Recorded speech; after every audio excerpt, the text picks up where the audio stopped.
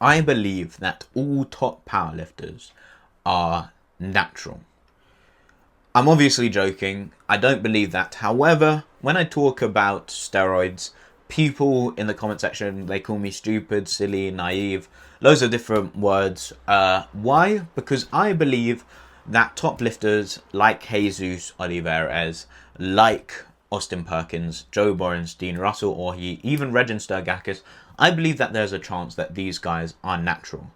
I would even go as far as saying that I think it's more likely that these guys are natural than they are not natural.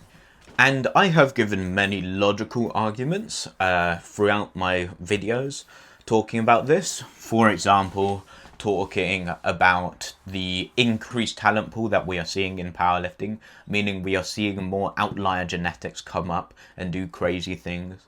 I've talked about how we have in-meet and out-of-meet regular testing for these top athletes, and so it's unlikely that these guys are on steroids, because people like Russell Orhe, they would have had to avoid tests for the last 10 years to not get caught. So I've said these kind of logical arguments, and you can look back at my other videos to read and listen to those. However, today I'm going to do it slightly differently. I'm going to say my personal reason why I believe that these top powerlifters could be natural. My personal reason. So it's a little bit of a different video, but I hope it is valuable. So the reason ultimately why I believe that these top powerlifters could be natural is because of genetics. Specifically because my genetics personally are extremely good. I would say that's just a fact, to be honest. It would be bad to not say my genetics are good. Why do I think my genetics are good? Well, when I was 12 years old, my first time deadlifting ever, 120 kilograms was lifted. 13 years old, I actually have the video. This was my second time deadlifting ever. Second time. Yes, I'd done some push-ups and pull-ups. But other than body weight exercises, this is my first time deadlifting. And 130 kilograms went up. Crazy. For a 13-year-old, no training, there's some adults with a decent amount of muscle mass that struggle to lift 130 kilograms. Some people take a year to get to 130 kilograms. And I was just doing it at 13 years old. I also have pretty good muscle building genetics. When I was 15 years old going into lockdown, I did like a crazy 3-month transformation when I first started lifting weights consistently. And yeah, I just went from like a skinny guy with abs to, I would say, more muscular than the average person who goes to the gym, which is pretty impressive for a 15 years old who had only been training for 3 months consistently. Moving on to my powerlifting arc, up until about 3 months ago, I was completely self-coached, and I wasn't doing traditional powerlifting coaching. I was basically just training in a bodybuilding way, basically going to failure, just very, very unconventional. And in the under 93 kg class, I totaled 775 kilograms in training, self-coached. This was while being extremely inconsistent. I would take months off the gym at a time. I also obviously wasn't training in a proper way. I didn't have anyone to correct my form or tell me anything about that. My diet wasn't that great for the majority of the time. So overall, I basically did 775 kilograms, winging it, not training properly, not being consistent. Moving on to now that I have got a coach, Yando, shout out to Yando, I would say that I could total 800 kilograms at comp right now. If you gave me a month to just peak, 800 kilograms is there on the platform as a 20-year-old in the under 93 kilogram class. Now, why am I saying this? Am I just trying to stroke my own ego? No. The reason I'm saying this is because my genetics are clearly extremely, extremely, extremely good.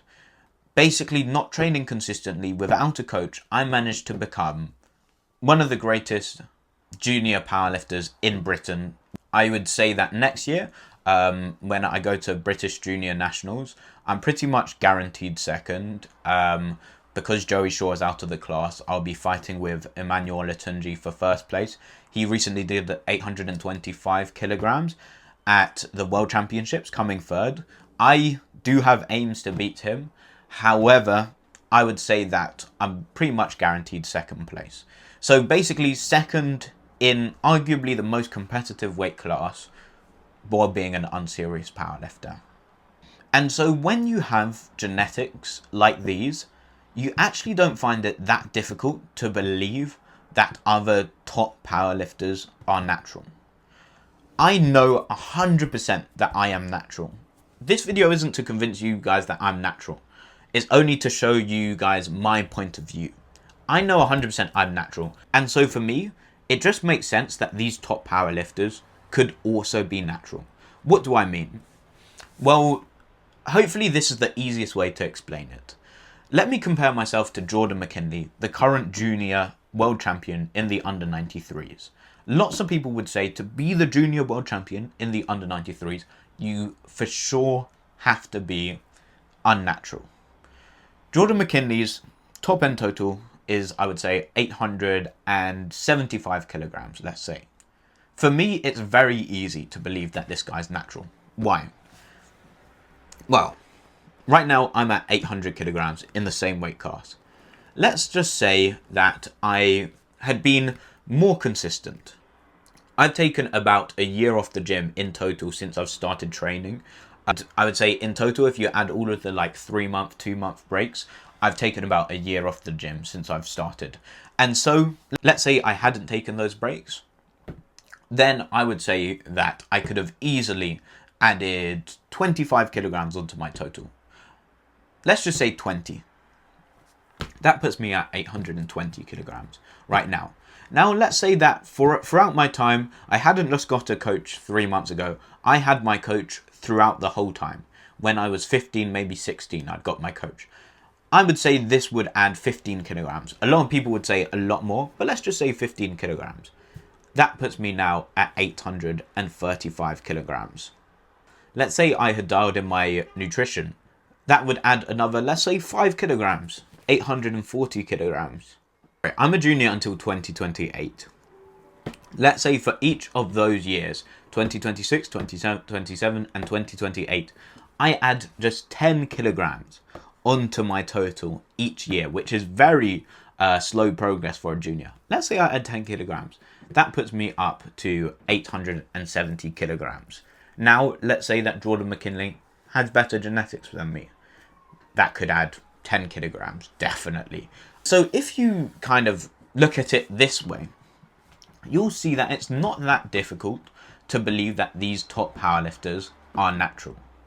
And so that's basically why I believe these top powerlifters could potentially be natural, because I have seen how strong I am naturally, and so it just logically makes sense that these guys could be natural. Now, I understand why people who don't have these elite powerlifting genetics believe that these guys aren't natural, because for them, they can't really comprehend that someone who looks exactly the same as them, someone who's the same race, same build, same weight, same even muscle mass, have been training for the same amount of time. But regardless of all these factors, they are just simply stronger. This is very difficult for people with average genetics to really comprehend. But this is the reality of the world. There are people exactly the same as you, basically, that are just simply stronger. And unless you have those elite genetics, you are just going to find it very difficult to wrap your head around. The best point I can make is, let's say you're a kid. You're in the playground, and you're racing. There's just that one kid that may be the same height as you, same everything as you, but just simply it's just so much faster than you. That is what genetics is. They may look the exact same as you, but will just be faster. But the difference is when you're a kid, you learn to accept there's people with better speed genetics than you. However, you don't really learn that there's people who look exactly the same as you and just have better strength genetics than you. But I think this is what people need to accept. There are people with amazing genetics that can do crazy things naturally. And so I hope you can see from my point of view why I believe that these top powerlifters could potentially be natural. Now, there is one caveat.